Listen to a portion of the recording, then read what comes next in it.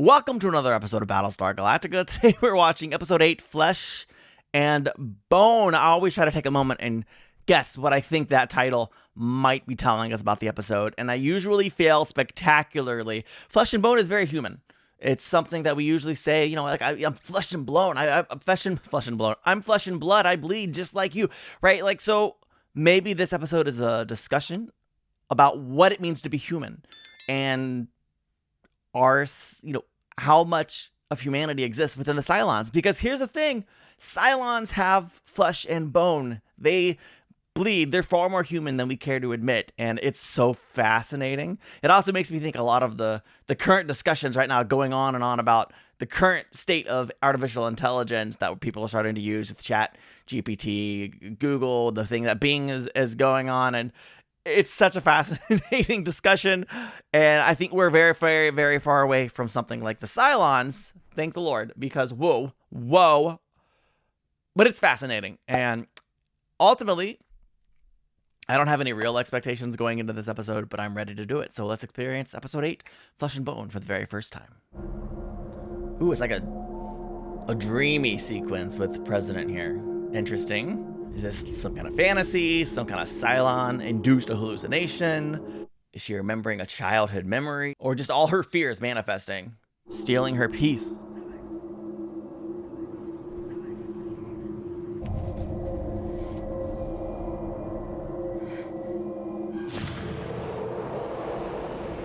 Feels very alien-like. She woke up in a cold sweat. Was it just a nightmare? Did she see pictures, or does she have some kind of past with him? You have an urgent call from the captain of the Gemini Traveler. He says they found a Cylon on board. He's another copy of the man you knew as Leo Ben Conroy. I'll send a team over to destroy it immediately. I want this man interrogated first. First of all, it's not a him, it's an it. Second, anything it says cannot be trusted. I'd like to hear what this thing has to say. It might be important. Again, different ways of approaching the situation. His is coming from experience. I understand his point of view, but I am siding with Laura here because there's a chance it might say something useful, right? The only problem with Leoben isn't that he lies. That'd be too easy. It's that he mixes lies with truth. He's gonna try to get into your head. Just wanted to see if what I told you the other day helped at all. How'd you come up with that anyway? I'm a Cylon. You know, that's not even funny. Not the first time the joke's been made about her. At this point, she has to be wondering. Really does look like a person. It's sweating. Gods, they go through a lot of trouble to imitate people. Why do you think they do that? I don't care why. How many Cylons are there in the fleet? We haven't been properly introduced. How many Cylons are there in the fleet? I have no idea. What's your name? How long have you been hiding aboard this ship? She's all business. I bet it already knows. I am not here to play games with you. You said you wanted to cooperate. Either start talking or we are done. I really want to know your name. Open. We're done. Good for you, Boomer. Are you Lieutenant Starbuck? Starbuck. See? He did know. I planted a nuclear warhead aboard one of your ships. It's set to go off at 1830 hours. Whoa. Did he really? You're lying, there's no warhead. You can't take the chance, Starbuck. He's right. Maybe I push you out the airlock and tell him you never said a word. Now who's lying? Have them do radiological sweeps of their ships, but emphasize it's just a precaution. You believe in the gods, don't you? Where's the warhead? I was right. See, our faces are similar, but I look to one god, not the many. Do you have a name you call your god, Cylon? I have something to tell you about the future, but we have to see this through to the end.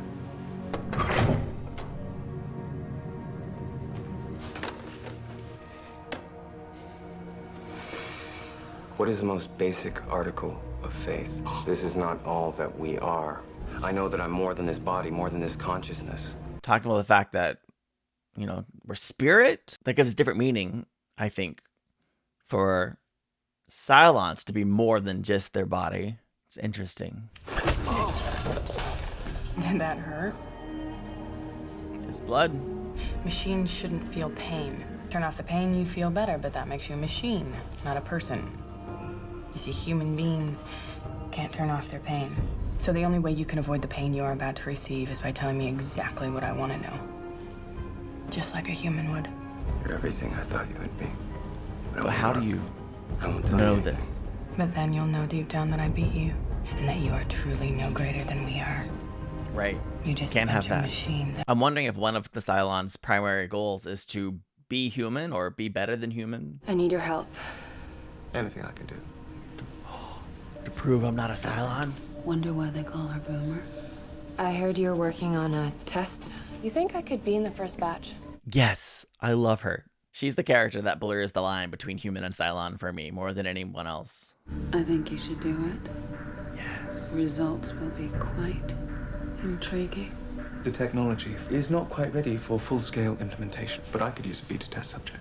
This is the problem, though. If you approach it with the mindset that she's not a Cylon and it tests yes, you're going to assume you have faulty equipment. So, Sharon's late. I notice you're calling her Sharon now. Yeah, well, I choose to think of her as one of them. She acts like one of them, thinks like them. But she's one of us. We had sex. Does he love you? I think so. We're setting up a cabin for you nearby. Shouldn't be too hard to convince him to stay and start a life together. If not, kill him. seriously? Start a life together or kill him? We made it this far. We're gonna make it all the way. If something happened to you, I wouldn't know how to deal with it. I wonder if even this boomer is being conflicted.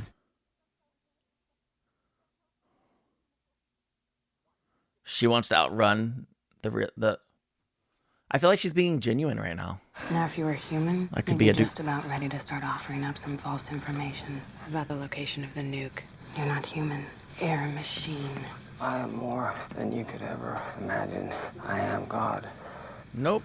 I'm sorry, you're gone. I don't think you can believe in one God and then say you are God. We're all God, Starbuck, all of us. I see the love that binds all living things together. Love, you don't even know what the word means. I know that God loved you more than all other living creatures, and you repaid his divine love with sin, so then he decided to create the Cylons. We created you. Us. Right. You slaughtered my entire civilization. That is sin. You are evil. I don't think there's anything more human than seeing the sin of others and not seeing the sin in yourself, just like the Cylons here. Do you realize I could kill you before they came back in the room? Do you realize? Shut up. It's not the time. Who's deciding what the time is? Whoa. I guess now's the time? What the heck, dude? I have a surprise for you. Hang on. I do want to know what the surprise is. So. Spread out the fleet. No ship more than 500 clicks from any other ship. It's a good precaution. I don't like it, but it's a good precaution. It also makes them more vulnerable to attack, but I don't believe the Cylons know where they are. I can't die. But you see, I've been thinking, why is this Cylon willing to talk at all? Why does he care if we destroy his body? Won't he just transfer away and laugh at all of us and our stupid human ideas? He can't be networked right now, can he? You see, I think that you're afraid. What if you don't transfer all the way back? What if when you die here, you really die? Somebody's programmed you with a fairy tale of God, and somewhere in that hard drive that you call a brain is a beeping message. I don't have a soul. I have software. I know you. You're born to a woman who believed that suffering was good for the soul, so you suffered. Huh. You want to believe it because it means that you're bad luck. You're like a cancer that needs to be removed. How could he know that? Suddenly, I want to know all about Starbuck's childhood, because what? Now we just pop this in the slot and wait for the result. Are you from Erelon? Troy. Troy, the explosion. Right. Your family are... I died with rest. I'm very sorry. It's a lie. Congratulations, Doctor. You've just uncovered your very first Cylon. So it seems the test works. Whether or not he believes the results is the question. Should be interesting to see how she responds when you tell her the truth.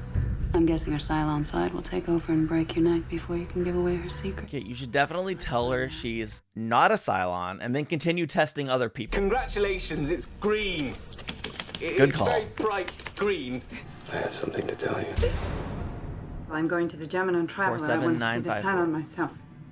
Madam President, you need to reconnect. Don't even start. I told you I had a surprise for you. Are you ready? Yes. You're gonna find Como. Como will lead you to Earth. Whoa.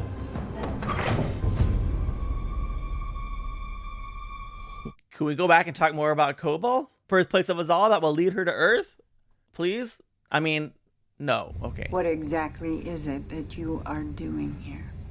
It's a machine. There's no limit to the tactics I can use. And where's the warhead? I don't know. Yeah, your tactics aren't working. I don't know. Clean him up. There's not much time. I apologize for what you've been through. Take his restraints off. What you doing, Madam President? We could argue whether or not he should be tortured, but unchaining him seems the height of hubris. This conflict between our peoples does not have to continue. It can stop right here with us. We have to trust each other. I'm not so sure. Tell me what I need to know, and you will live. The warhead doesn't exist. I believe I him. made it up. Don't be too hard on Kara. She was just doing her job. The military teach you to dehumanize people. No! Dama is a Cylon. Wait, I didn't hear what he said. Who's a Cylon? No. I might have to go back and re-listen to that. Put him out the airlock. Ooh. You can't do that, not after Why not? Yes, I can. During the time I've allowed him to remain alive and captive on this ship, he has caused our entire fleet to spread out defenseless. He puts insidious ideas in our minds. More lethal than any warhead. Commander Adama was right. I was wrong. I'm very much satisfied with this decision, He's not afraid to die. even if Starbuck feels conflicted. He's just afraid that his soul won't make it to God.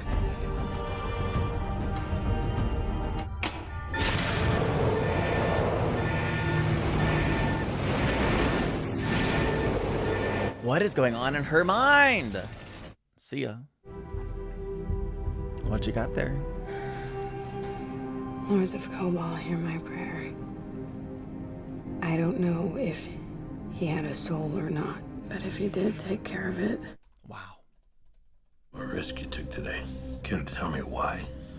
President Adar once said that the interesting thing about being a president is that you don't have to explain yourself to anyone.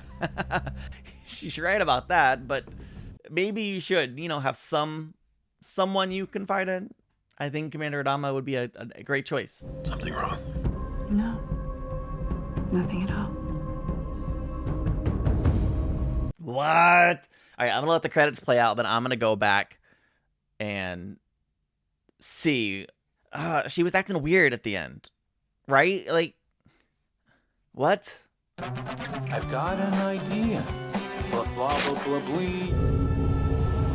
Dama is a Cylon. Okay. Whoa, he said Adama is a Cylon? Okay, that explains freaking everything. Okay, hang on. That's why she was acting weird at the end. She's questioning whether Adama is a Cylon. And what that really does is prove 100% without hesitation that Adama was right, even more than I thought so, because it was a huge mistake to let him in that situation where he implanted this idea in Laura's head, the same idea that we're so easily influenced into believing ideas and being suspicious of others. And now she is suspicious of Adama. What's it going to take for her to no longer be suspicious of Adama? I don't know. And then, of course, in the back of our heads, right? Can we completely rule it out just because he's Edward James Olmos, just because he's a main character we've been rooting for since the moment this show started? Doesn't mean we can rule it out, does it? And that would be a horrible twist. I would be actually disappointed if they went that route. I don't believe it, but wow. Okay. That explains everything. This episode raises so many questions. I mean, I think this is why the show is so good, because it doesn't really offer us a lot of concrete answers, specifically with the things that it questions. the questions that it raises. I mean, the way and the treatment of the Cylon. Let's just start there. The treatment of the Cylon and torturing him. There's real world applications there. Obviously, going back in time to 2004, 2005, in the way we might be or have treated suspected terrorists and enemies of state.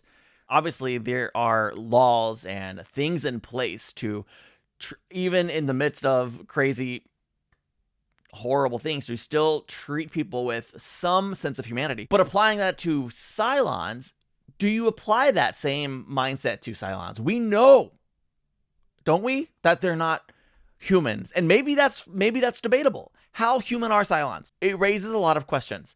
Can we go back to the moment that they were first created? Obviously, they were created as toasters. They were created as machines, and then they somehow evolved to take on the form of human. How did that happen?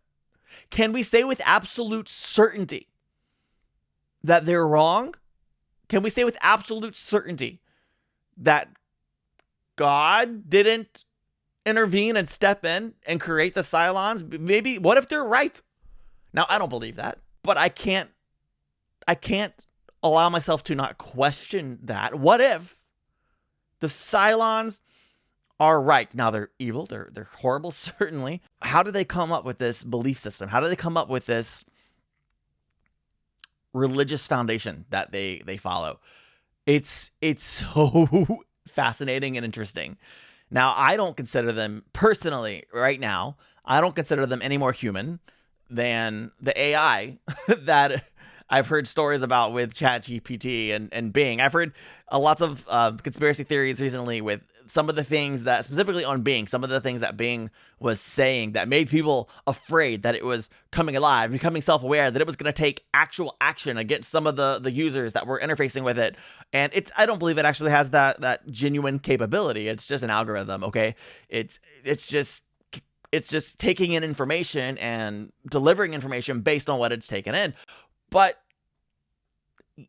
with things advance, the more human something seems, the more confusing it becomes. The more human something seems, the more inclined we are to treat it as human, even though it is not human. So I'm still firmly on the side that a Cylon is a Cylon is a Cylon. It is not human.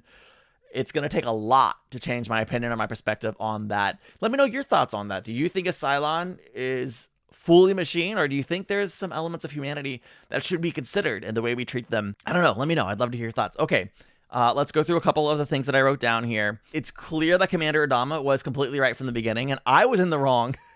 We should not have let this man be interviewed. We should have just destroyed him immediately. I will try to remember that in the future. And that's hindsight, right? Because we see that this Cylon, well, the two things, both of the people, both of the head figures here that had personal interactions with him, it convinced Starbuck of its humanity, so much so that Starbuck was praying for him at the end of this episode. That to me is mind-boggling, and I'm curious to see how that might affect Starbuck's treatment or thought process about Cylons in future episodes. And then, of course, that seed of doubt when this man said, this machine, I'm trying to stay true to my word here, this machine told Laura that Adama is a Cylon, that seed of doubt. That explains why she was acting weird at the end. She is now mistrustful of Adama. The person I believe she should confide in the most, she's now mistrustful of Adama. And as far as I'm concerned, like, she's just as likely to be a Cylon as Adama. I don't trust anybody, right? There's still at least 8 other Cylon models out there that we don't know about yet. Everyone is still a suspect. And I'm worried that they're going to pick some primary cast member to just wreck us and break our hearts in the future. And I hope they don't. Again, Boomer is the one who confuses the issue for me because she feels so human. And I want to root for her. But this episode, I think, in a way, kind of weakened that hold on my heart a little bit. Although I'm sure Boomer will reignite it at some point in the future. Again, can we Pinocchio this girl? Can we separate the humanity from the machine? I don't know. But at the end of the day, right now, I'm feeling like even she is a machine. And Gaius, his Cylon detector seems to work. The question is, how much faith does he have in it? Obviously, the number 6 part of his brain, whether it's a chip or a hallucination, believes in the accuracy of the machine. So how's that plotline going to develop? I'm ready for him to start using it more. He needs more data. That's the bottom line. He needs to get everyone else and then get green after green after green after green after green after green after green, and then deliver the information to Commander Adama and let him do with it what he will.